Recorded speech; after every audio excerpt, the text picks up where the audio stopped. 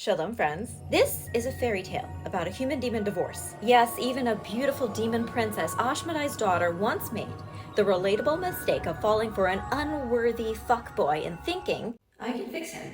Welcome to Jewish Lore Reactions, Bride or Ashmodai, Part 1. Once upon a time, in Jerusalem, there was a very privileged young man. His daddy was a rich sea merchant, the Jeff Bezos of his day. This young man, who we will call the Jerusalemite, had the very best education in Torah and Talmud. Non-subsidized, I will have you know. He was married to a young woman named Chava, and they had a baby son. He had everything that he could ever need in life, except a sense of right and wrong. When the Jerusalemite's father is about to pass away, he tells him he's going to inherit a redonkulous amount of money. That's the technical amount, on the condition that he swears a sacred oath to never go to sea. Never. This, I think, is called foreshadowing. Now, in Judaism, taking a vow or taking an oath is a big fucking deal. The Jerusalemite swears up and down that he shan't go anywhere near a ship. He's putting the shan't in sea shanty. And for a few years after his father's passing, he is indeed all about that scholarship life. But one day, some of his dad's former sailor buddies show up. They tell him that there's actually way more of his dad's treasure out there. All he'd have to do to get it was go with them to sea.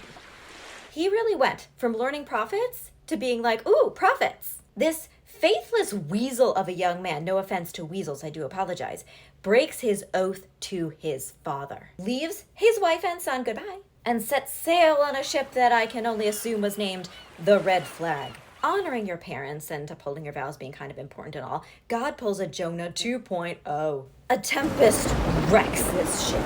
The young man was washed up on the rocks of the seashore, barely alive. Suddenly, out of the darkness, he hears words of Torah?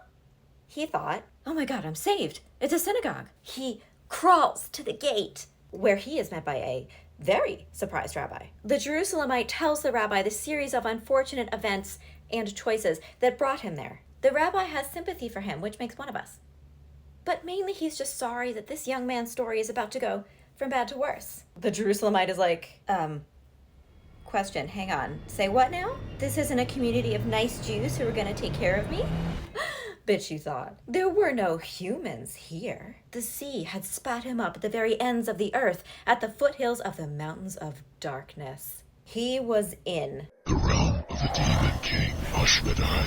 Everyone in that community was a demon. So when the devout demons show up at the synagogue to pray next morning, they are disgusted, grossed out to discover this interloper in their midst. And no, it wasn't because he didn't pay synagogue dues. That wasn't why. It's because he was a faithless and deceitful asshole. The demons would like to restore balance, restore justice, by ripping his head off. This guy calls himself a Torah scholar. That makes it worse. That his talis is just a red flag. They drag him before King Ashmodai. The young man is shitting himself. Ashmodai asks him, Are you by any chance a scholar in Torah and Talmud? The man answers Ashmodai's questions, proving that he does in fact know his material, despite his personal failings in following any of it. Ashmodai nods. Oh, okay, say less. Here's the thing, I've got this whole kingdom to manage. And to be honest, I need help homeschooling my son because it's not actually easy despite what people say online. How does it sound?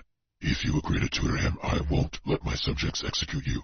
I know you've messed up before, but I will give you a chance to redeem yourself as my employee. We've got PTO and excellent healthcare. The young man leaps at this chance at not only surviving, but also possibly thriving. A few years go by, and the Jerusalemite is living his best life, TBH. Ashmodai is a secret softie for fellow scholars. He promotes the Jerusalemite to his inner circle and puts him in charge of things that frankly I don't think he was qualified for. Eventually, Ashmodai has to roll out and squish a rebellion, which you gotta do sometimes when you're the king. He says to the Jerusalemite, Thanks for rolling the floor, kid. But before I go, just real quick, swear an oath to me that you won't go through that door.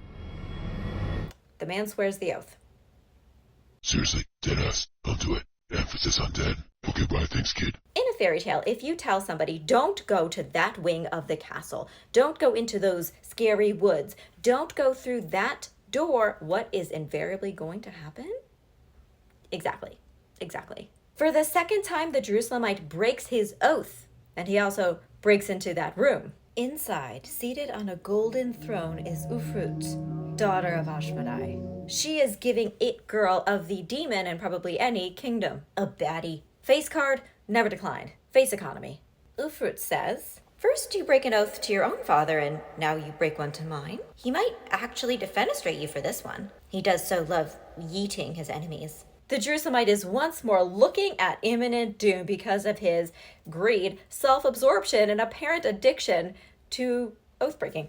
Brienne of Tarth would have a lot to say about this. Luckily for the Jerusalemite, but unluckily for Ufrut, she was smart but socially isolated. She thought he was kind of cute. Clearly he was a bit of a bad boy, but maybe he just hadn't met the right demon girl yet.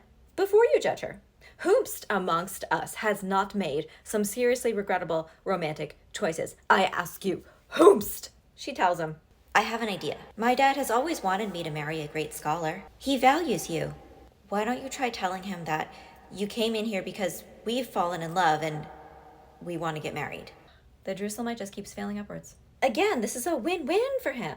Yeah, so what if he already had a wife at home? More on that later. Having multiple wives was fine, but this one was a princess. And at the end of the day, he really was all about securing the bag. Ashmodai comes home fuming, probably literally. He knows exactly who went in that door because he has ADT, Ashmodai Dad technology. But when he hears that the Jerusalemite wants to marry Ufrut, well then Ashmodai's girl dad side takes over. If this man makes Ufrut happy, that's all he needs to know.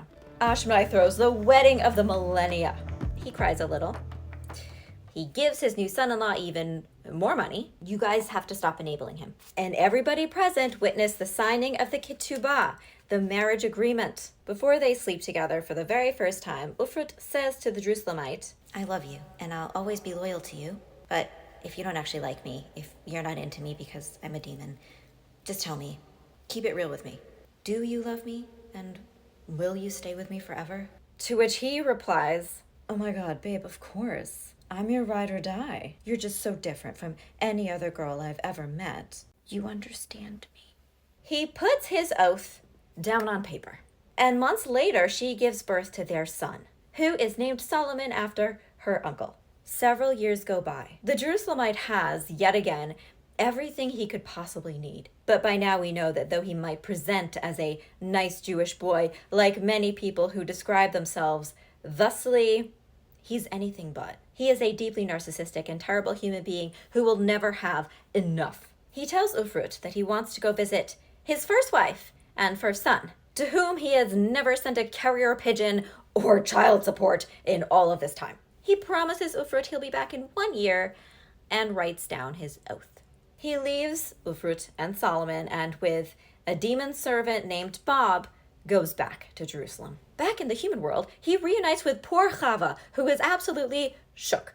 Now I need to mention here that according to most rabbinic authorities, if a husband goes missing at sea, for example, but he can't be proven to have actually died, the wife becomes an Agunot, a chained woman, still considered married. She's not a widow.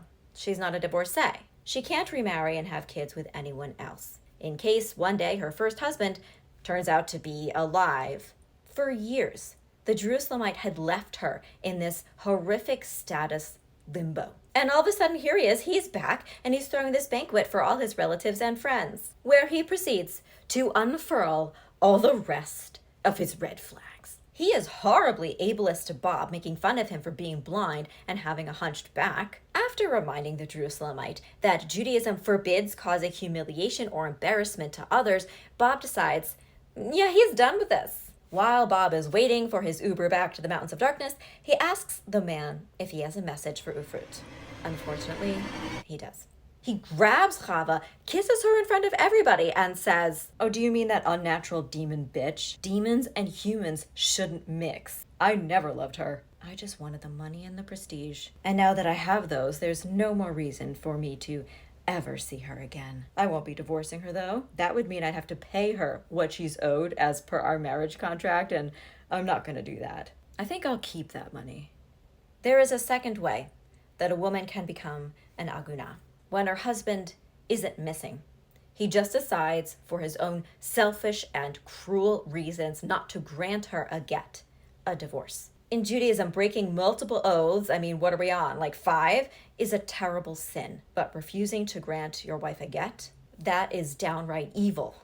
and an abuse of the Jewish legal system. 1,000 years after this story was written, in the present, there is an Agunot crisis in Jewish communities. Some men, hashtag not all men, but definitely some men, like the villain of the story, withhold gets. It is a form of coercive control. To extort their wives or sadistically teach them a lesson about who holds power, about who is valuable, about who is believed, who is prioritized, and who isn't.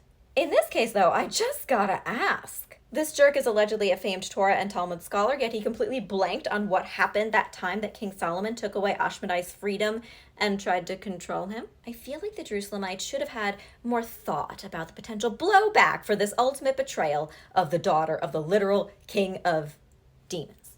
And you should also have thought more about female rage. But that's just my opinion. Let's find out how this all plays out for him in part 2.